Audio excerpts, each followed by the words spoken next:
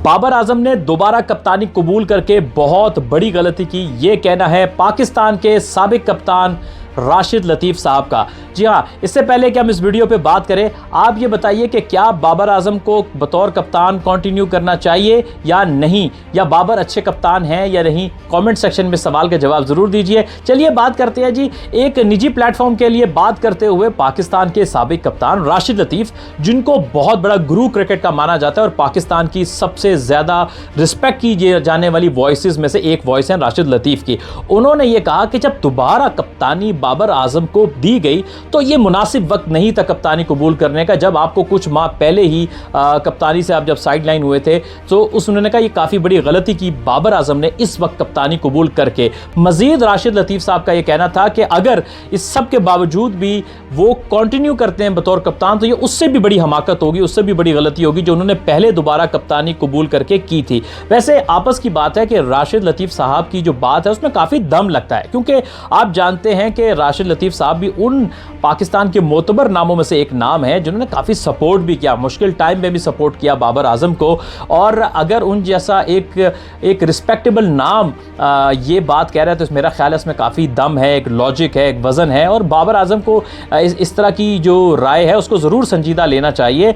वैसे अगर हम देखें तो बाबर आजम हमें काफ़ी कमज़ोर पर्सनैलिटी के मालिक लगते हैं, जो जल्दी दूसरों के फैसलों से मुतासिर हो जाते हैं, उनको मान लेते हैं। ये मैं क्यों कह रहा हूँ, तफसील जानिएगा ज़रा। वो वजह ये है कि जब 2023 का वर्ल्ड कप बहुत बुरा ख़त्म हुआ पाकिस्तान का, तो याद रखिएगा कि ज़का अशरफ उस वक्त मैनेजमेंट कमेटी के चेयरमैन थे, जिनसे तमाम तर बड़ी अपॉइंटमेंट्स करने की ताकत ले ली गई थी। यानी कि वो किसी बड़े ओहदे पे ना तो किसी को रख सकते थे ना किसी को हटा सकते थे। उस मौके के ऊपर बाबर आजम को प्रेशराइज किया गया कि आप इस्तीफ़ा दें, और बाबर आजम उस प्रेशर के अंदर आ गए और उन्होंने इस्तीफा दे दिया। हालांकि अगर बाबर आजम इस्तीफा ना देते तो ज़का अशरफ एंड कंपनी के पास वो पावर नहीं थी कि वो बाबर आजम को उनकी सीट से हटा सकते, और ये भी पता था कि इनके कुछ माह हैं वो ख़त्म हो रहे हैं, उसके बाद एक नया चेयरमैन पीसीबी आ जाएगा। लेकिन सबके बावजूद भी प्रेशर में आते हुए बाबर आजम ने जो है वो इस्तीफा दे दिया। और हालांकि बाबर आजम को 3 से 4 साल कप्तानी करते हुए हो गए थे और उनका हटना बनता ही बनता था। उन्होंने अभी नहीं तो कोई और शायद आके चेयरमैन उनको हटा देता, लेकिन जिस तरह से बाबर आजम को हटाया गया वो तरीका दुरुस्त नहीं था। टाइम बिल्कुल पूरा हो चुका था बाबर आजम के बतौर कैप्टन, और पाकिस्तान ने कोई मेजर ऐसा इवेंट नहीं जीता या कोई मेजर ऐसी कप्तानी में कोई खास बात उनकी कभी भी रही नहीं है। ये बड़े सारे बड़े लेजेंड्स आप देख लीजिए, सभी इस बात पे मुत्तफिक हैं। लेकिन बात ये थी कि जिस तरीके से हटाया गया, एक तो वहां पर बाबर आजम ने उनका फैसला कबूल कर लिया, इससे लगा कि वो स्ट्रॉन्ग पर्सनैलिटी के मालिक नहीं है, उनका अपना कुछ स्ट्रॉन्ग स्टांस नहीं था वहां पर, और मामले की नौयत को नहीं समझा। फिर जब 3 महीने गुजरते हैं, शाहीन अफरीदी एक सीरीज़ में कप्तान बनते हैं, मोहसिन नकवी आ जाते हैं और वो बाबर आजम को कन्विंस करते हैं, तो बाबर आजम एकदम से उनका फैसला कबूल कर लेते हैं। हालांकि उनको पता था कि 3 माह पहले मुझे क्या हुआ, किस तरह से मुझे टीम में कप्तानी से निकाला गया, ज़बरदस्ती इस्तीफ़ा लिया गया, और कितना ज़्यादा क्रिटिसिज्म हुआ, और कितनी मुश्किल तरीके से मैं वहाँ कप्तानी से छोड़ कर गया। तो मेरा ख्याल है थोड़ा भी समझदार आदमी होता तो वो ये देखता कि जो मेरे साथ अभी हुआ है, और आगे 3 महीने बाद वर्ल्ड कप है, टीम का कोई हाल नहीं है, बिखरी हुई टीम है, तो कभी भी वो कप्तानी को गले ना लगाता, क्योंकि कप्तानी को गले लगाना उस वक्त कांटों को सीने से लगाने के बराबर था दोस्तों। और टीम की परफॉर्मेंस भी अच्छी नहीं थी, और आपको पता है फिर कितना सख्त क्रिटिसिज्म होता है अगर टीम अच्छा ना करे। सो ये सब जानते बूझते हुए भी बाबर आजम ने कप्तानी कबूल की। अब आप इसको लालच कहें, पावर का नशा कहें, या कोई और नाम दे दें, जो भी आपको बेहतर लगता है, लेकिन समहाउ बाबर आजम ने एक और कमज़ोर फैसला किया कि एक और गलत चीज़ को कबूल कर लिया और दलदल में अपने आप को धकेल दिया।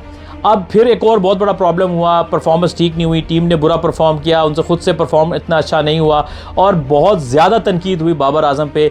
लेकिन अब भी उन्होंने कप्तानी से हटने का फ़ैसला नहीं किया। एक बात तो तय लग रही है कि जो भी है, बाबर आजम को थोड़ा सा पावर का नशा आ चुका है। और यकीन मानिए दोस्तों, सिर्फ बाबर आजम नहीं, पाकिस्तान की तारीख भरी पड़ी है पावर पॉलिटिक्स के ऊपर से, और एक बार जिसको ये ताकत का नशा लग जाए फिर वो छोड़ने का दिल नहीं करता। ग्रुपिंग के मसाइल हैं, अपने दोस्तों को फेवर करना वो एक तरफ, लेकिन सबसे जो गंदा नशा होता है क्रिकेट में वो पावर का नशा होता है कि मैं कप्तान रहूंगा, मेरे ऑर्डर चलेंगे। सो पॉइंट में दम है, बाबर आजम की फिटनेस के भी मसाइल हैं।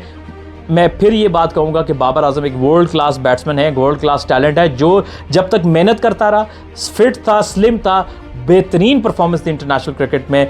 सन 2020 के बाद आप देखिए कि पिछले 2-3 सालों में ख़ासतौर पे उनका डिक्लाइन शुरू हुआ, जब उन्होंने अपनी पावर ज़्यादा आ गई, कप्तानी में 2 साल गुजर गए और उन्होंने कहा कि मैं मजबूत हो गया, तो फिर उन्होंने अपनी मेहनत, अपनी परफॉर्मेंस, अपनी फिटनेस पे कॉम्प्रोमाइज़ किया, तो कारकर्दगी नीचे आ गई।